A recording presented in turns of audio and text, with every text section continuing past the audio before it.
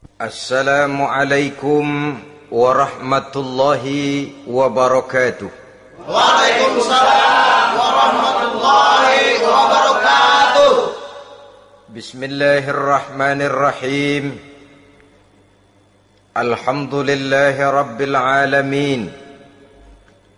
Wassalatu wassalamu ala ashrafil mursalin, imamil muttaqin, sayyidil ghurril muhajjalin, wa ala alihi wa ashabihil mujahidin at-tahirin, amma ba'du.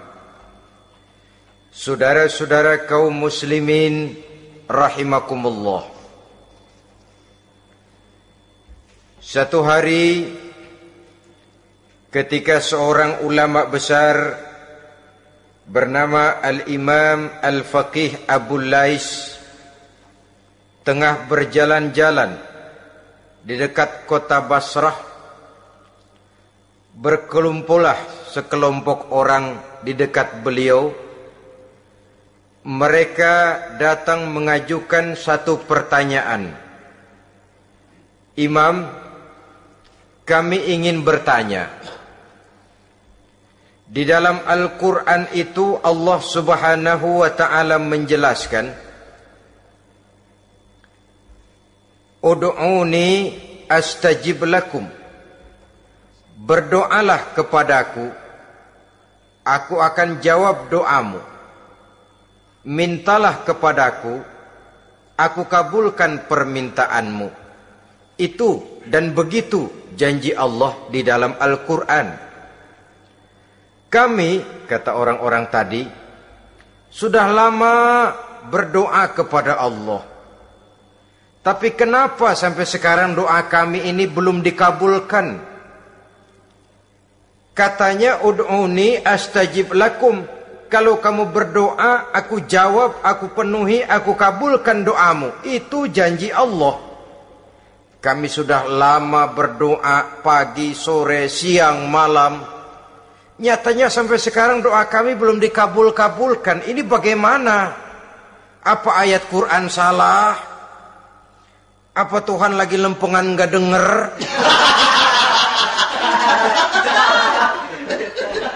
Apa doa kami yang terbalik? Kelihatannya sepele saja ini. Doa tidak didengar oleh Allah. Permohonan tidak dijawab, tidak dikabulkan oleh Allah. Tapi sebenarnya kalau kita mau merenung, kemalangan apa yang paling besar dalam kehidupan ini selain daripada kalau permohonan dan doa kita sudah tidak dihiraukan oleh Allah? Artinya hidup sudah tidak diopeni oleh Allah. Jangankan Allah, saudara-saudara, kita nggak diopeni sama mertua saja bingung. Ini mertua diem aja, kalau saya salah apa salahnya, kalau ada yang dikepengenin apa kepengenannya, boyak ngomong kenapa diem begitu. Ini tidak diopeni oleh Allah. Kemalangan apa yang lebih malang selain daripada kalau doa sudah tidak didengar oleh Allah. Itu sudah kemalangan yang paling malang, lebih malang dari kota Malang saya kira.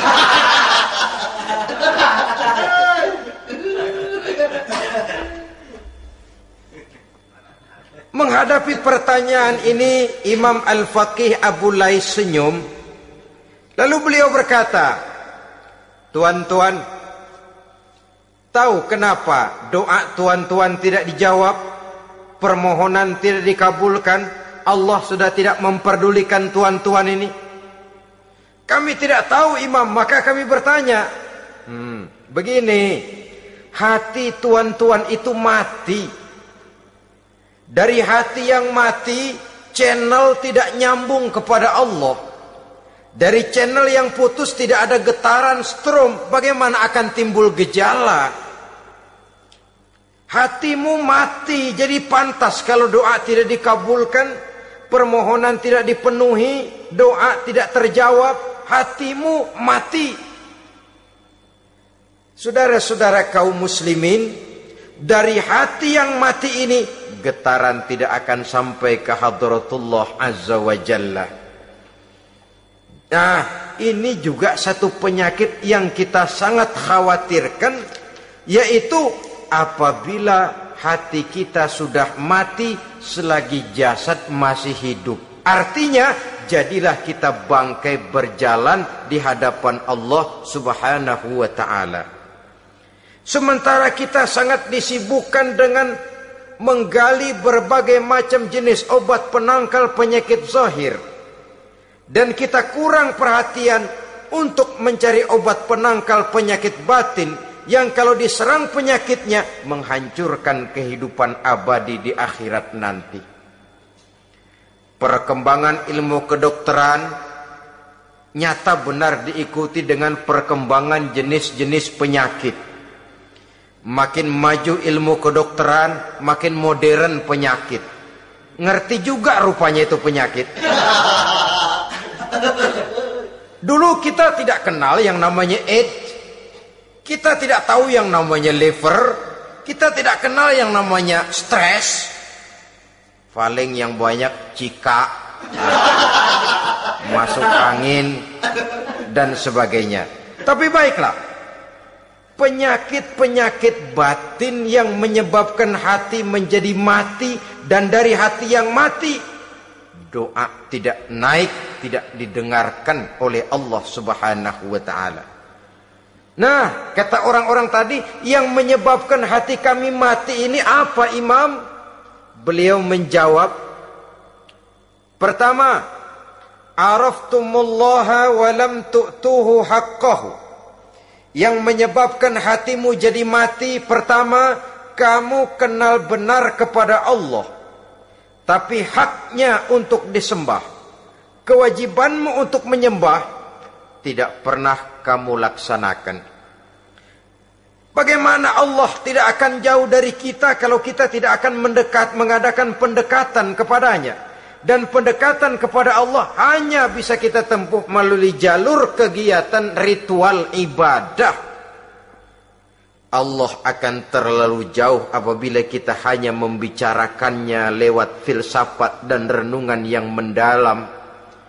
Tapi Allah akan dekat dan terasa hadir dalam hidup apabila kita dekati ia dengan pelaksanaan ibadah kepadanya.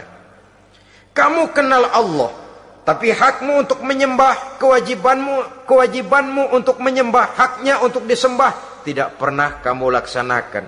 Kalau soal Allah, kita kenal bukan main. Bahkan tidak hanya kita mengajarkan kenal juga kepada anak-anak kita. Kalau ditanya siapa pencipta matahari, bulan dan bintang? Allah. Siapa pencipta lautan, gunung, hutan belantara dan sungai-sungai? Allah. Siapa pencipta bumi, matahari dan sebagainya? Allah. Sembahyang apa enggak? Bagaimana nanti?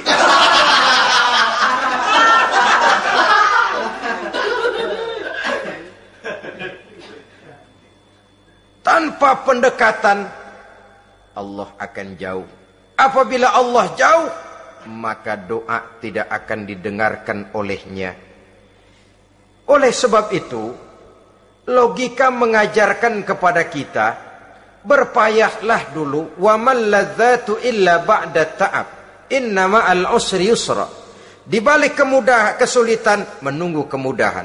Nikmat baru akan terasa, kelezatan hidup baru akan terasa setelah kita jerih payah banting tulang peras keringat.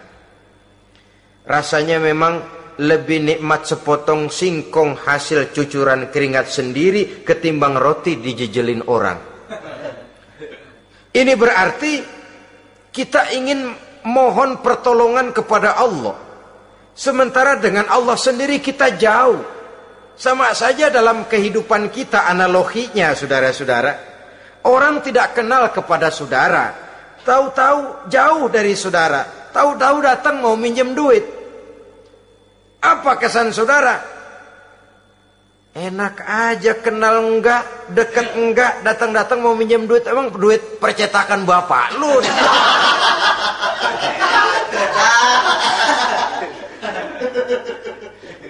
Sedangkan yang kita kenal, sedangkan yang kita bertemu tiap hari, Sedangkan yang sering datang ke tempat kita, kalau satu saat dia pinjam duit, toh kita kadang-kadang masih mikir.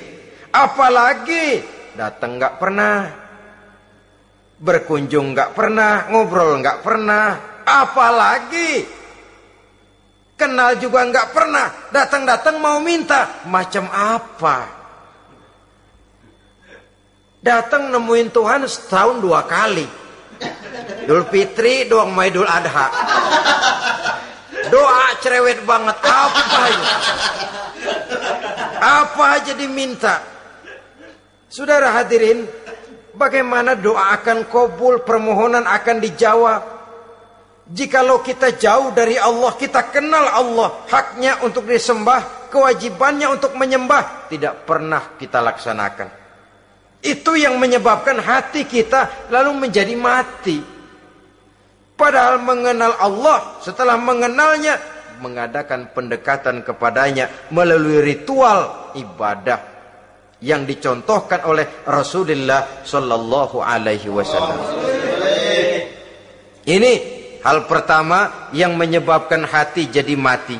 Kamu terlalu kenal Allah tapi tidak pernah menyembah kepadanya.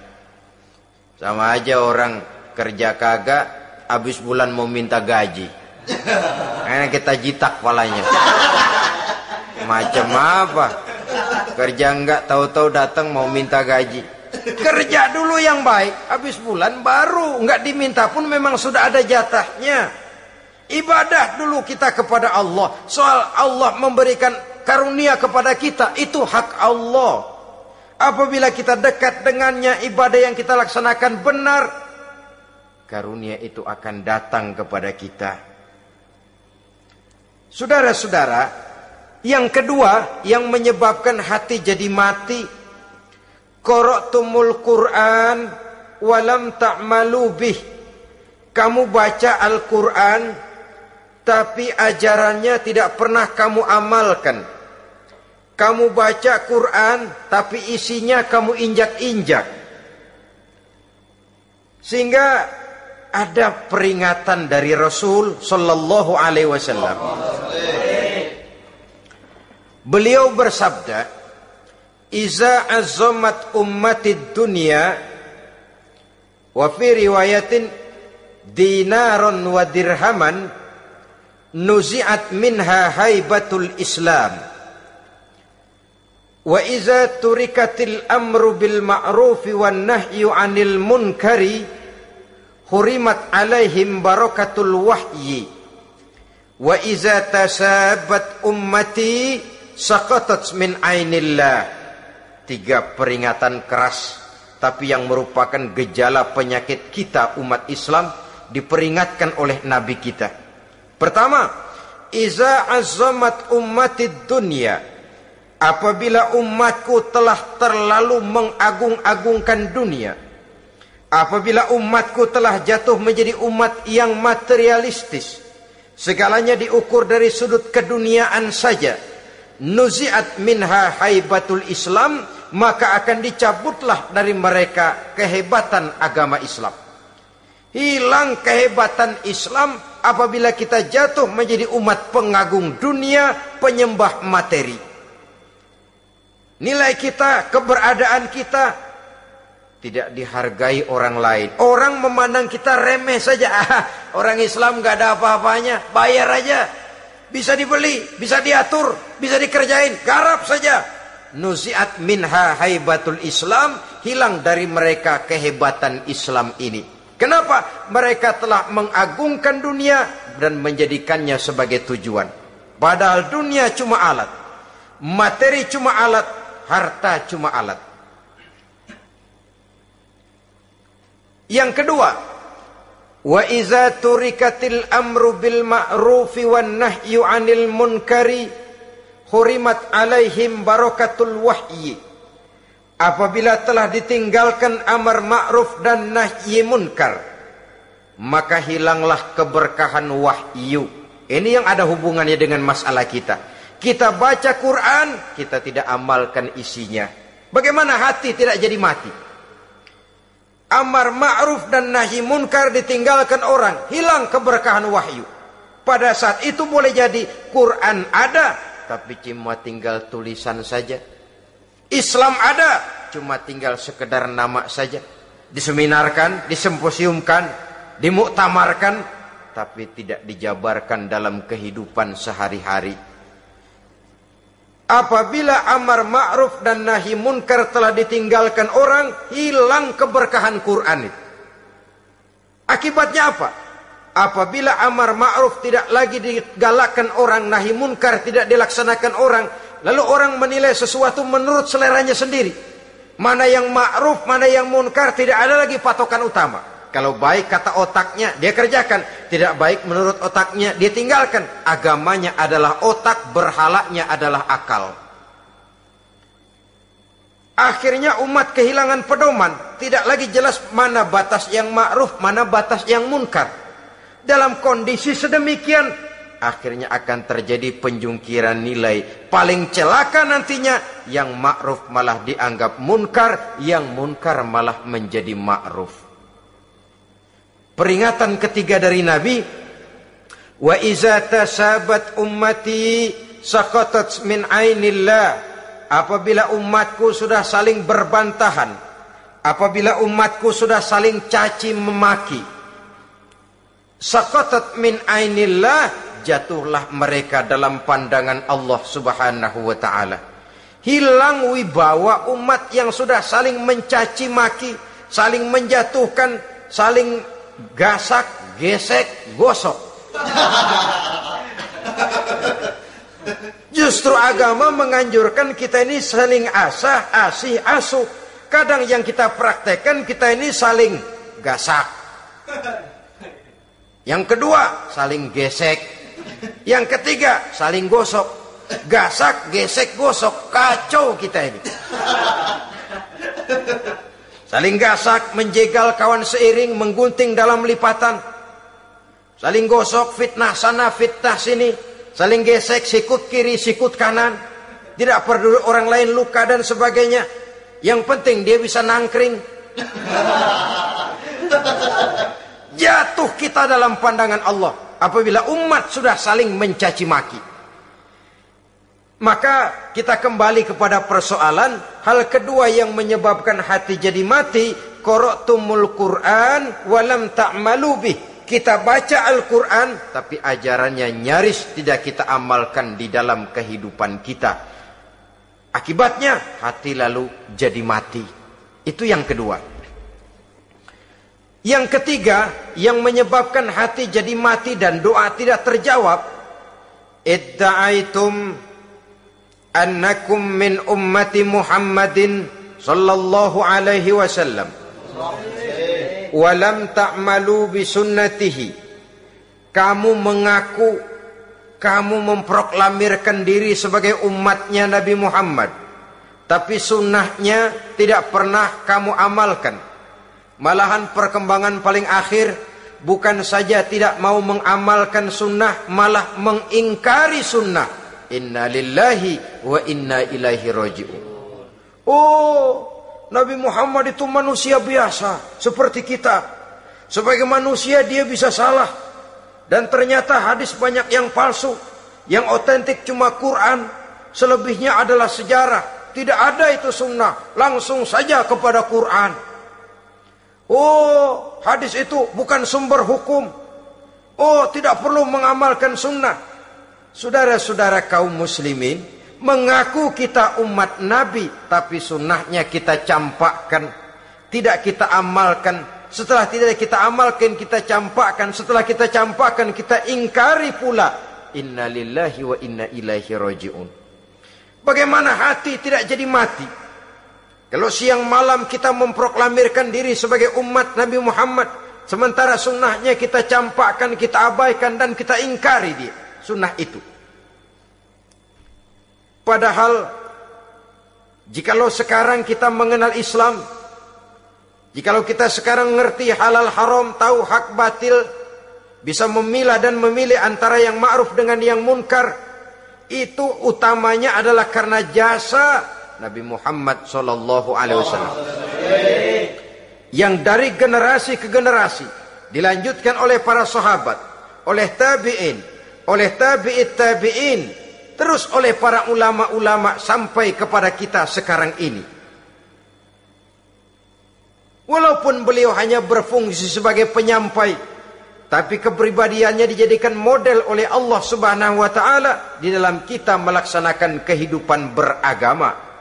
Bahwa beliau manusia seperti kita, memang dalam arti unsur biologisnya ya manusia, punya darah, punya daging, punya hati, punya perasaan, bisa sedih, bisa gembira. Tetapi beliau itu termasuk basyarun la kal basyar, manusia yang tidak seperti manusia pada umumnya, punya spesifik. Dan itu wajar sebagai seorang Rasul pilihan Allah, apalagi merupakan Rasul pilihan dari sekian puluh pilihan. Bahwa jamrud itu batu memang, tapi nilainya kan berbeda dengan batu kolar. Satu truk batu kolar dengan barangkali segenggam batu jamrud, nilainya tentu jauh lebih mahal batu jamrud. Kalau soal batunya, sama batunya, tapi nilainya berbeda karena esensinya berbeda. Kita manusia, Nabi Muhammad juga manusia, sama manusianya memang, tapi kualitasnya, nilainya tentu jauh panggang daripada api. Itu sebabnya Allah menjadikan beliau sebagai model. Laqad kana lakum fi rasulillahi uswatun hasanah. Di dalam diri Rasul itu terdapat contoh teladan yang sangat baik bagi kita. Oleh karenanya, pada pertemuan kali ini, apabila kita konsekuen mengaku umat Nabi Muhammad, marilah konsekuen juga menegakkan sunnahnya. 3. Yang keempat, yang menyebabkan hati jadi mati dan doa tidak terjawab, akaltum ni'mata rabbikum walam tashkurulah.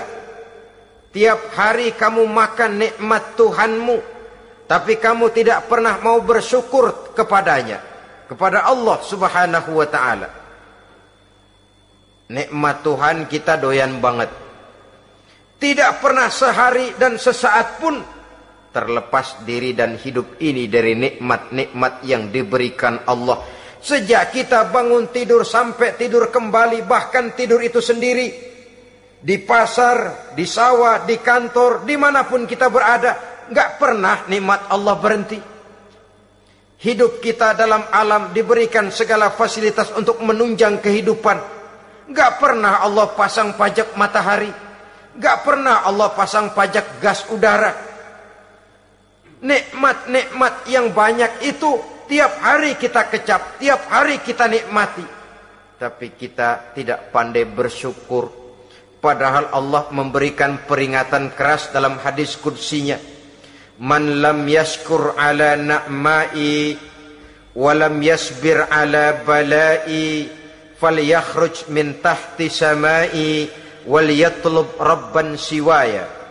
Siapa yang tidak mau bersyukur terhadap nikmat yang aku berikan kepadanya, dan tidak mau bersabar terhadap ujian yang aku berikan kepadanya, silahkan keluar saja dari kolong langit ini dan cari Tuhan selain aku. Diusir oleh Allah. Kalau orang tidak mau bersyukur terhadap nikmat yang aku berikan, dan tidak mau bersabar terhadap ujian yang aku timpakan, keluar dari kolong langitku, keluar, cari Tuhan selain aku. Diusir. Lah yang ngusir Allah. Anak sekarang bilang mau ke Menong.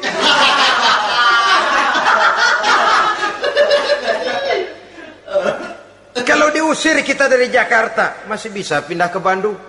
Diusir kita dari Bandung, bisa pindah ke Jogja, Solo. Diusir kita dari Indonesia, bisa pindah ke Singapura, Malaysia. Diusir dari kolong langit, mau cari langit mana lagi? Kalau kau tidak mau mensyukuri nikmatku, tidak sabar terhadap ujian yang aku berikan kepadamu, keluar saja, keluar dari kolong langitku ini, cari Tuhan selain aku. Kalau istilah kita mah Tuhan udah jengkel banget udah itu. Nikmatku, yang nikmat yang aku berikan kau makan, tapi kepadaku engkau tidak pernah mau bersyukur. Saudara-saudara kaum muslimin rahimakumullah, wajar. Kita dulunya tidak ada, sekarang ada nikmat. Susunan biologis manusiawi kita demikian cantik, nikmat. Tinggal di bumi, fasilitas yang kita perlukan disediakan, tinggal kemampuan kita mengelolanya. Nikmat. Diberikan kita otak yang membedakan kita dengan binatang, nikmat. Diberikan kita agama, diutus para rasul untuk jadi model dalam kehidupan kita, nikmat. Kalau cara kita emang kurang apa sih? Apa yang kurang, hai manusia? Engkau tidak ada, aku adakan. Kalau aku perintahkan kau tinggal di bulan, mungkin kau tidak akan sanggup hidup. Begitu lahir juga kelepek-kelepek habis. Ya nggak ada HO2 toh di bulan. Mau ngisap apa? Aku tinggalkan kau, aku perintahkan tinggal di permukaan bumi. Alamnya indah, fasilitas serba menunjang. Nikmati semuanya, semuanya untuk kamu, semuanya. Satu pintaku, syukuri nikmat yang aku berikan kepadamu. Ya bukan cuma syukur dalam ucapan, syukur dalam perbuatan. Banyak nikmat yang diterima, makin banyak dia sujud, makin banyak dia ruku, makin banyak dia mengadakan pendekatan kepada Allah. Syukur dalam artian berupa tindakan dan perbuatan, mempergunakan nikmat sesuai dengan kehendak yang memberikan nikmat itu sendiri kepada kita. Saudara-saudara kaum muslimin rahimakumullah, ini penyakit yang keempat. Kamu makan nikmat Tuhanmu, tapi kamu tidak pernah pandai bersyukur kepadanya, mensyukuri nikmat yang diberikan tadi. Bagaimana hati tidak jadi mati? Kita sibuk mempersolek jasmani, mencari obat penangkal penyakit zahir. Maka yang ramai di zaman sekarang, saudara lihat, salon, fitness, senam, macam-macam jenis. Tidak ada salahnya dan tidak ada jeleknya. Tapi kalau itu sampai melupakan kita kepada memperindah batin, memperbaiki jiwa, artinya bukankah kita perlahan tapi mempersiapkan diri menjadi bangkai berjalan di hadapan Allah.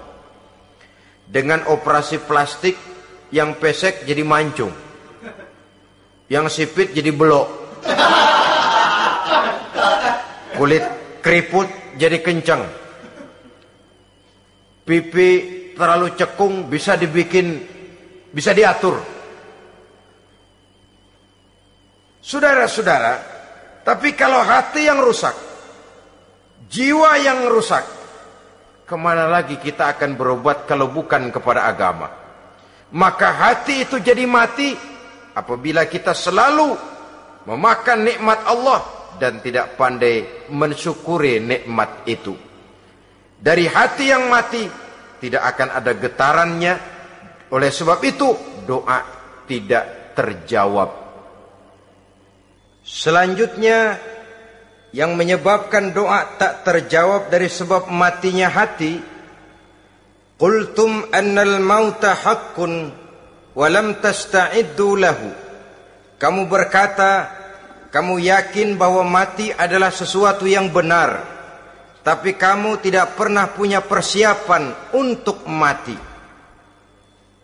Padahal menurut logika, orang yang akan bepergian jauh tentu dia harus mempunyai bekal yang cukup. Semakin jauh jarak perjalanan yang akan ditempuhnya, semakin banyak perbekalan yang harus dibawanya. Dahulu, seketika beberapa jamaah dari Yaman akan melaksanakan ibadah haji dengan nekat. Mereka berprinsip, pokoknya kan berangkat haji jadi tamunya Allah, nanti Allah yang akan ngelayanin. Mereka nekat, modal badan doang berangkat. Diadukan kepada baginda Rasul, lalu turun peringatan dari Allah, wa tazawwadu fa inna khairaz zadi taqwa. Jangan begitu, bawa bekal. Sesungguhnya bekal yang paling baik adalah takwa. Bahwa berangkat dengan bekal takwa itu bekal yang paling utama. Tapi bekal-bekal yang lain pun jangan diabaikan. Kalau kita akan berangkat untuk tujuan yang baik, bekal yang paling utama memang takwa. Tapi tidak berarti harus mengabaikan bekal-bekal yang lain. Begitulah, semakin jauh perjalanan yang akan kita tempuh, semakin banyak bekal yang harus kita hadapi. Kalau saudara mau pergi ke Surabaya, tidak membawa bekal kemudian berani berangkat, rasanya sih saya pikir itu bukan berani, nekat namanya. Sama saja orang belum pernah sembahyang mati. Nekat tuh orang. Berani amat. Belum berbuat kebaikan barang sedikit pun sudah mati. Nekat namanya itu. Sama saja tadi, nggak bawa bekal apa-apa berangkat ke Surabaya. Sampai Surabaya belum tentu, sengsara udah jelas.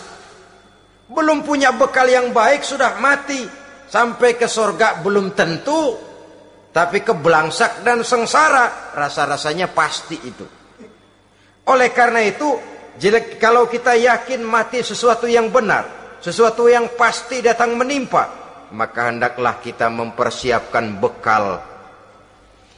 Kemudian, idda'aitumun najata minan nar, wa ramaitum fiha anfusakum.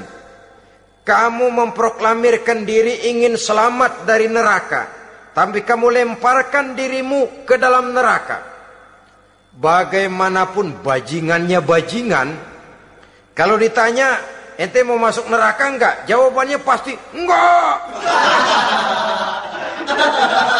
Itu pasti perbuatannya sendiri yang melemparkan dirinya ke dalam neraka, membiarkan dirinya berlarut-larut, bertimbun-timbun dalam dosa dan kesalahan, dan tidak akan ada niatan untuk memperbaiki diri. Hanyut di meja judi, habis ditelan minuman keras, fitnah sana, fitnah sini, hasud sana, hasud sini. Padahal mulutnya ingin selamat dari neraka, perbuatannya malah melemparkan dirinya ke dalam api neraka. Tidak ada orang yang lebih sayang kepada diri kita selain kita sendiri. Dan menyayangi diri itu tidak cuma dengan memandikannya sehari 3 kali, memakaikannya parfum dengan segala macam merek, memakai sabun yang wangi-wangi, minyak yang harum-harum. Lebih daripada itu, jaga dan sayangi diri. Jangan jatuhkan dia ke dalam perbuatan-perbuatan yang bisa menjerumuskan diri itu ke dalam neraka. Kemudian disambung oleh Imam Al-Faqih Abu Lais yang menyebabkan doa tidak terjawab karena hati mati. Idda'aitum dukhulal jannah walam ta'malu laha. Kamu ingin masuk surga, tapi kamu berat mengamalkan perbuatan yang bisa menyampaikan kamu ke surga. Semua kita kalau ditanya, mau masuk surga? Mau.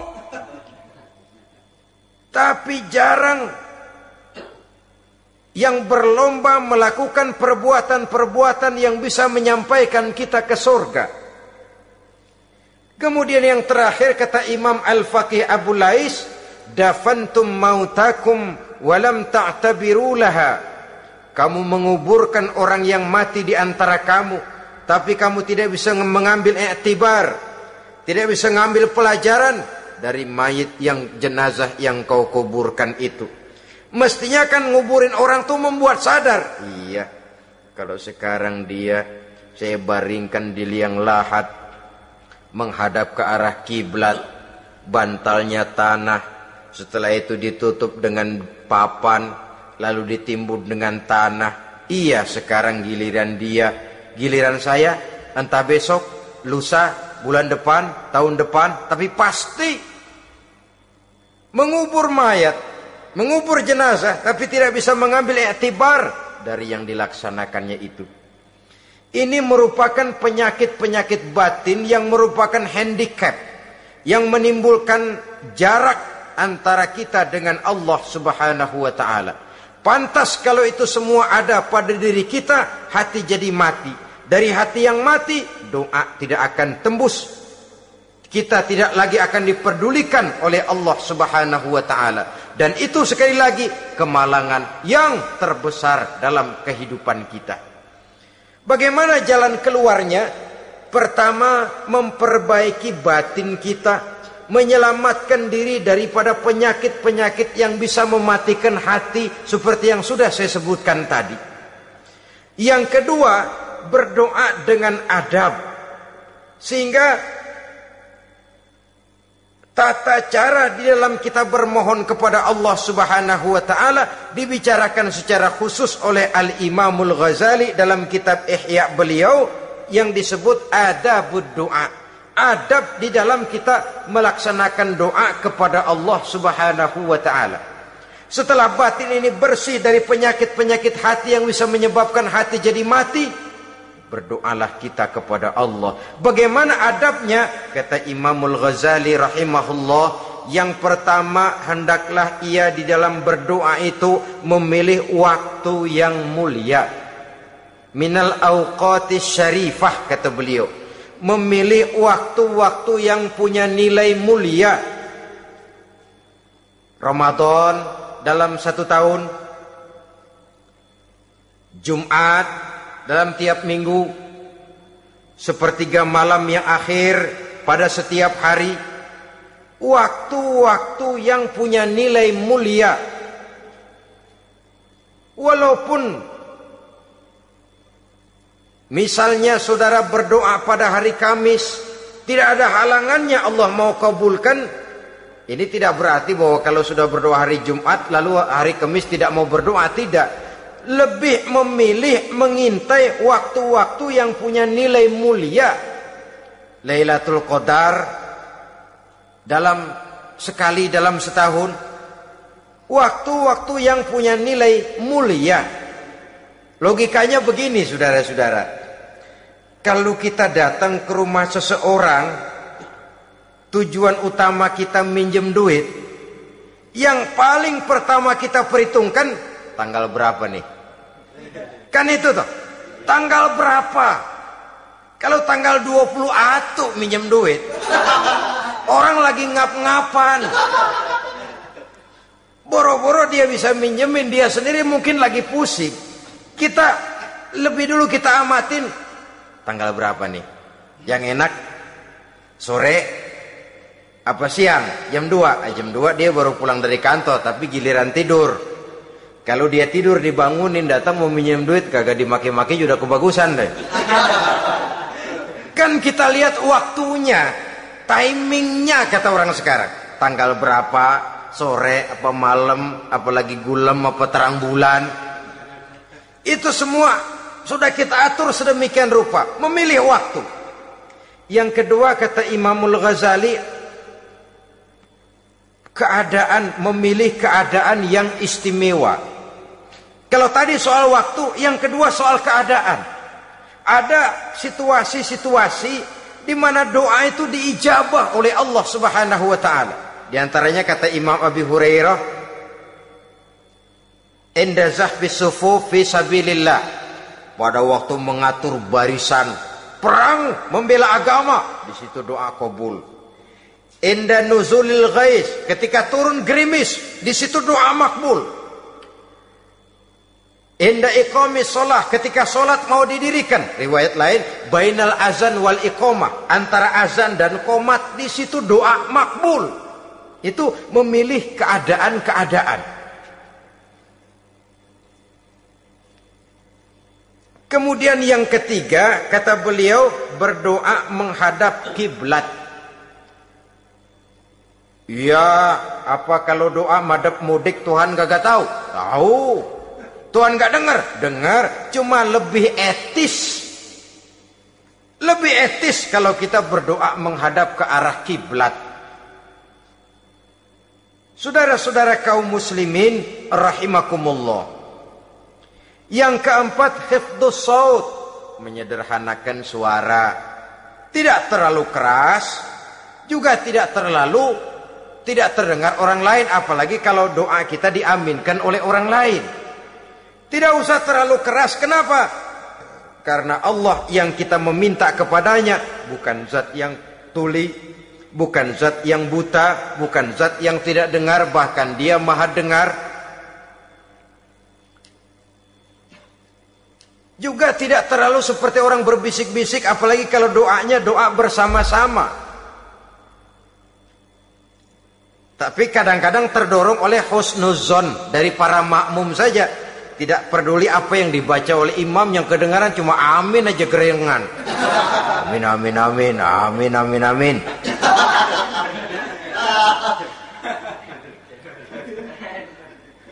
Juga tidak terlalu keras, seperti orang berdoa, seperti orang pidato. Saudara-saudara kaum muslimin rahimakumullah. Yang kelima, alla yatakallafa saja fid du'a. Dalam berdoa, kalau istilah kita, jangan nyelongcong. Suja ini menunjukkan sikap berani kepada Allah. Misalnya ada orang berdoa, ya Allah ampunilah saya kalau engkau mau. Kalau Allah mau. Kasihanilah saya ya Allah kalau engkau mau. Itu doa orang songong. Atau sama saja, ya Allah berilah saya rezeki dikit aja. Emang kenapa pakai begitu?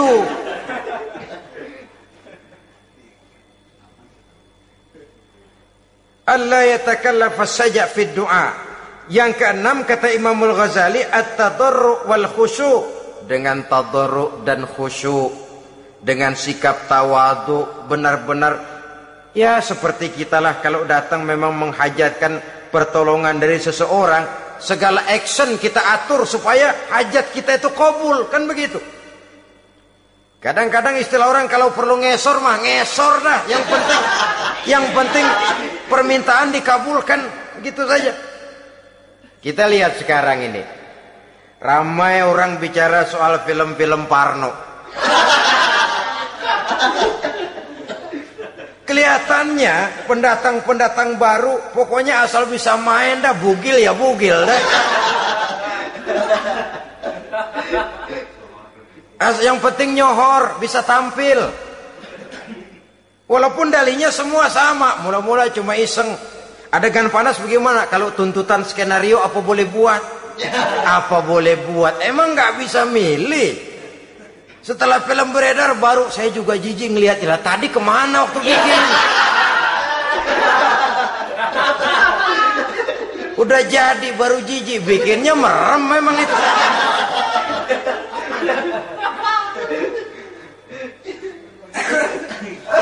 Tapi ada satu analogi, asal bisa main, asal bisa tampil di layar, apa saja jadi taruhan sudah, bugil ya bugil dah, nggak soal dah, pokoknya bisa main, tampil, nyohor, masuk koran.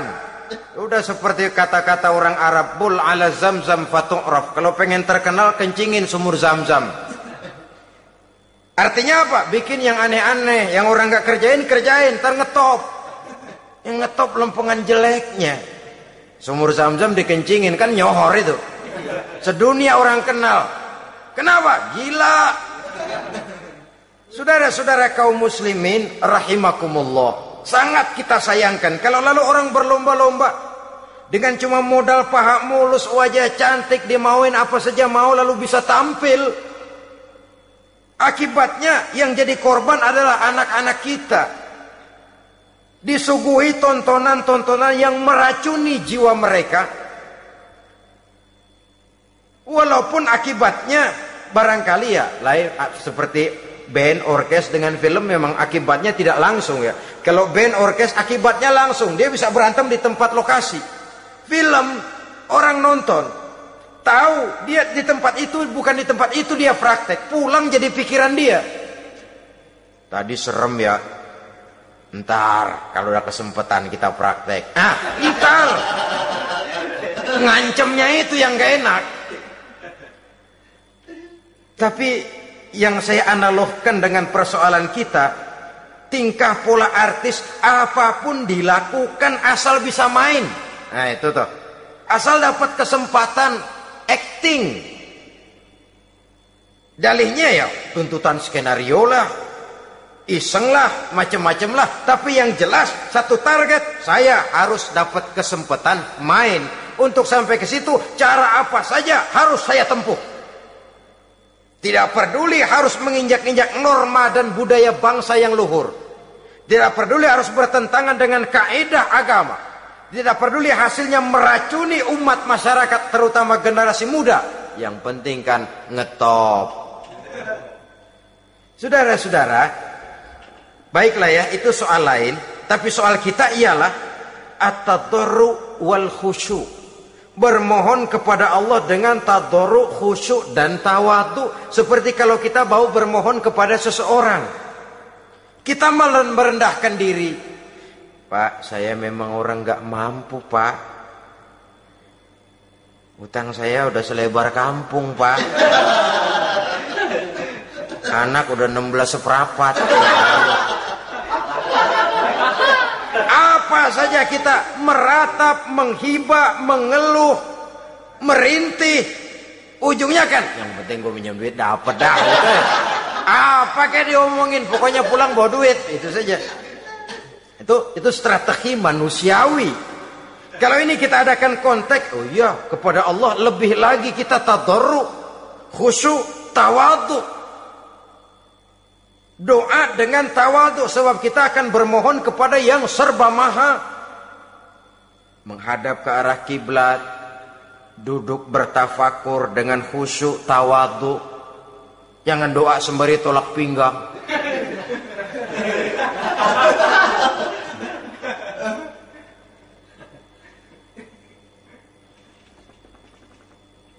Yang ketujuh, kata Imamul Ghazali, ayyujzimad du'a wa yuqina bil ijabah.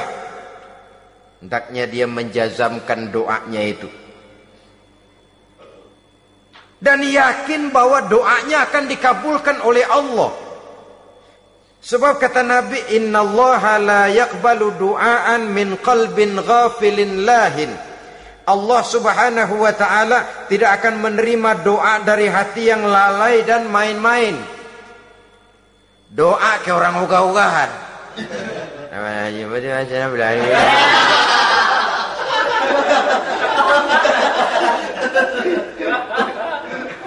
Kali malaikat nyongok dong, lu minta apa lu?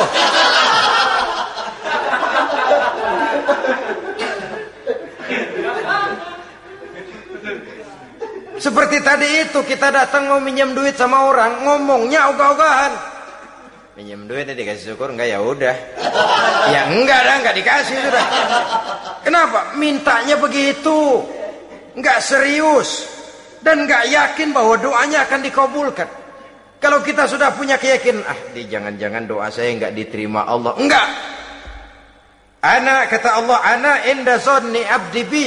Aku sih bagaimana menurut sangka hambaku kepadaku saja. Kalau sangkanya baik, aku baik. Kalau sangkanya doanya dikabulkan, aku kabulkan. So itu doa harus dengan pasti dan harus dengan yakin doa itu akan dikabulkan dan meluruskan harapan, membenarkan cita-cita, meluruskan maksud apabila doa itu dikabulkan oleh Allah Subhanahu wa taala. Saudara-saudara, oleh karenanya jangan doa setengah hati. Jangan berdoa sambil main-main. Apalagi menghadap kiblat dengan dua tangan terangkat sebagaimana dicontohkan oleh Rasulullah sallallahu alaihi wasallam. Bahwa berdoa tanpa mengangkat kedua tangan pun Allah tahu. Allah dengar, tapi kelihatannya kurang serius. Seolah-olah terserah dah Tuhan, mau dikasih ya kasih, enggak ya udah. Seolah-olah kita tidak serius dalam berdoa. Kemudian yang berikutnya kata Imamul Ghazali, ayyaftatahad du'a bi zikrillah fala yabda'u bisu'al.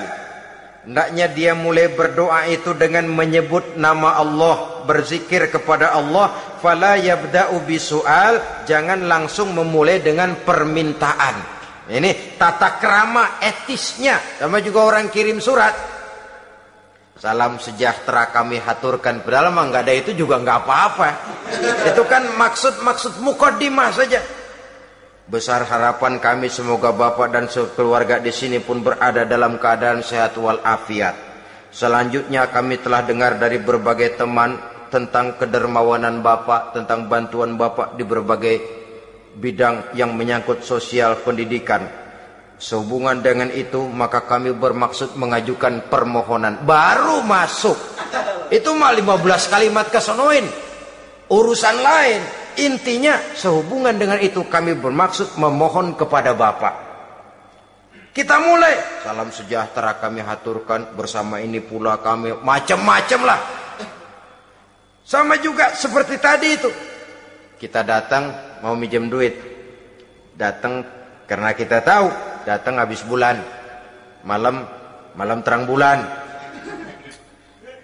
Udaranya sejuk. Ngobrol lah kita. Dapat teh. Apa kabar Pak? Baik. Aduh Bapak sih untung dah Pak. Kayak pemurah lagi. Saya tahu Bapak banyak nyumbang di mana-mana. Di Angon aja tuh orang di Angon.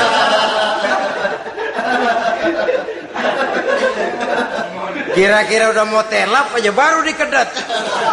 Ngomong-ngomong Pak. Nah. Mulai nih kalau udah ngomong dah tuh mulain. Baru masuk. Jadi etisnya berdoa itu dimulai dengan zikrullah. Karena itu umumnya dimulai dengan Alhamdulillahi Rabbil Alamin. Kita puji dulu Allah. Alhamdulillahi Rabbil Alamin. Hamdan yuwafi ni'amahu wa yukafi'u mazidah. Kita puji dulu Allah. Seperti orang tadilah. Kita puji dulu kebaikannya. Walaupun pada akhirnya kita minjem duitnya. Ya, sebenarnya Allah nggak perlu dipuji toh. Dipuji atau tidak Allah tetap termulia. Ini etis manusia. Allah tidak berharap untuk dipuji oleh manusia. Allah tidak untung seluruh alam memujinya. Manusia mau memuji atau tidak itu urusan manusia sendiri. Allah tidak minta untuk dipuji. Allah juga tidak gila kepada pujian. Kalau kita memulai doa dengan pujian, etis kita kepada Allah Subhanahu wa taala di dalam kita bermohon kepadanya. Saudara-saudara kaum muslimin rahimakumullah. Kemudian menyesuaikan doa dengan kondisi. Ini termasuk syarat batin ya, taubat, waraddul mazalim kata Imam Ghazali, menolak segala macam kezoliman. Artinya kalau berdoa itu tahu diri. Kalau gaji kita sebulan 700 atau 800 900 ribu, berdoa minta rezeki 1 juta, itu tahu diri namanya. Kan cuman kurang 100 ribu. Ya, kalau kerja kagak minta gajian 1 juta. Pengen doa dikabulkan, rasanya secara etis nggak tahu diri orang berdoa seperti itu. Orang datang mau minta duit, mau pinjam duit kepada kita, kan kita lihat kira-kira mampu ngembaliin nggak nih orang. Kita lihat, kita evaluasi kemungkinannya. Lalu si yang minjem tentu tahu diri. Kalau memang kekuatannya ngembaliin, tidak seperti kekuatannya mulangin, hendaknya dia timbang rasa.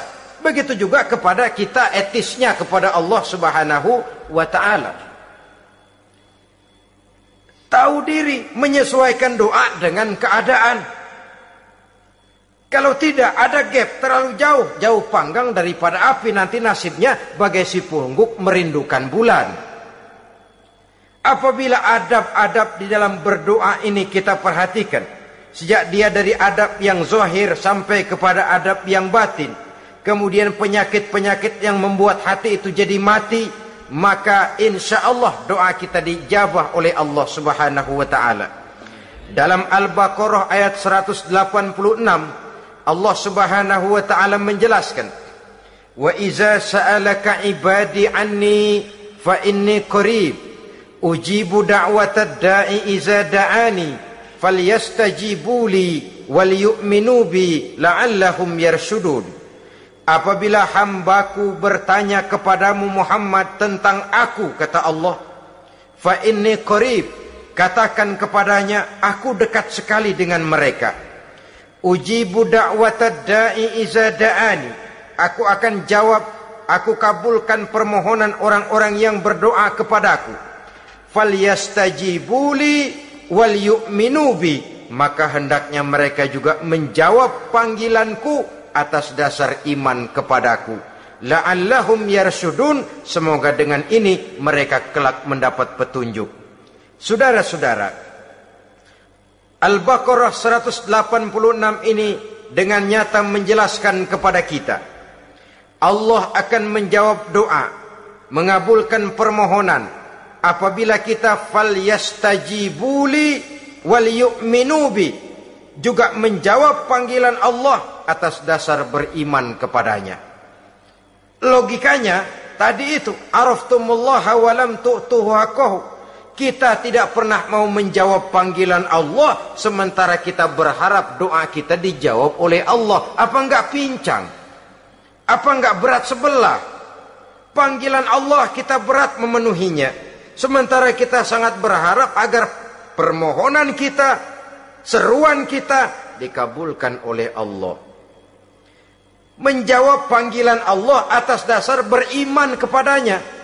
Kenapa? Ada orang menjawab panggilan bukan berdasarkan iman, tapi karena target lain. Datang sembahyang Jumat paling dulu, target utamanya pulang juga paling dulu nyabet sendal, nyabet sepatu. Menjawabnya iya, tapi tidak karena iman. Jadi apabila kita rajin menjawab panggilan Allah atas dasar beriman kepadanya, maka seruan, permohonan, doa niscaya dikabulkan olehnya. Ini saja, mudah-mudahan ada manfaatnya. Terima kasih atas segala perhatian, mohon maaf atas segala kekurangan. Usikum wa nafsi bitaqwallah. Wassalamualaikum warahmatullahi wabarakatuh. Waalaikumsalam